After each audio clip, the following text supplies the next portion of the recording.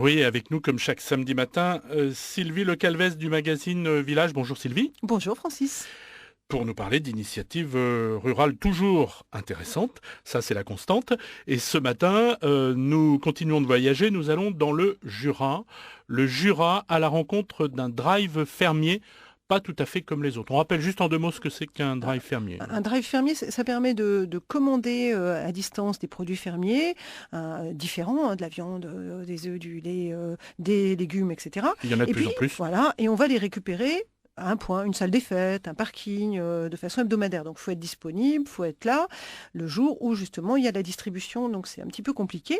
Alors Et celui-là, il est voilà. différent justement de ce Bah, point de en tout vue-là. cas, ils innovent, ils essayent. C'est pas simple, on va en reparler, mais en tout cas, c'est intéressant.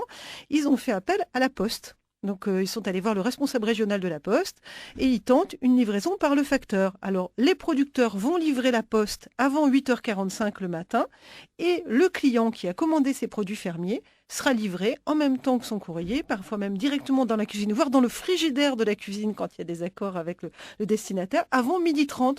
C'est tout frais, à peine cueilli, hop, c'est livré par la Poste. Donc, c'est quand même une super expérimentation. Pour l'instant, c'est embryonnaire, ça démarre.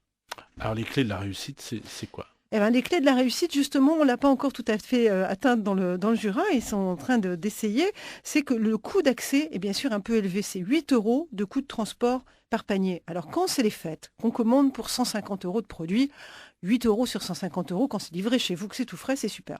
Si on fait un panier hebdomadaire à 20 euros et qu'on a un surcoût de 8 euros, c'est livré en boîte isotherme. Je ne l'ai pas dit non plus tout à l'heure, mais donc ça arrive, il faut payer déjà la boîte. Hein, le conditionnement n'est pas très cher, mais il y a quand même ce caisson isotherme qui coûte 1,80 € pour être très précis.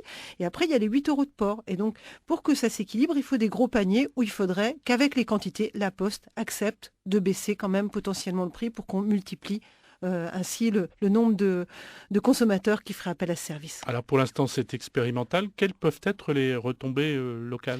Bah, l'avantage, c'est qu'effectivement, ça évite aux clients de se déplacer, ça mutualise le transport, c'est donc bon pour la planète, puisque le facteur qui passe que pour le courrier ou qui passe pour vous livrer ses produits, ça fait une diversification intéressante pour la Poste, puisqu'il y a une chute du courrier, donc ça fait un vrai service en plus.